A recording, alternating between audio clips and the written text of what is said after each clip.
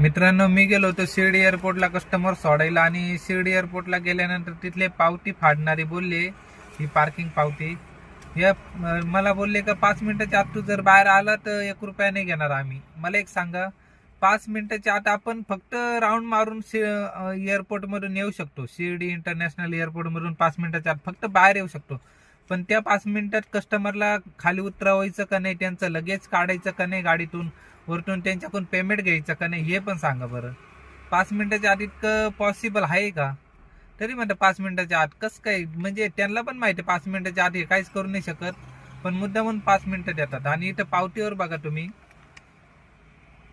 पावतीवरती लिहिलंय आपलं, एक मिनिट, पावतीवरती लिहिलंय का तुम्ही म्हणजे 0 to 15 मिनिटं ड्युरेशन लिहिलंय. ड्युरेशन म्हणजे कालावधी, म्हणजे 15 मिनिटं आपल्याला फ्री असं दाखवलेलं आहे ना.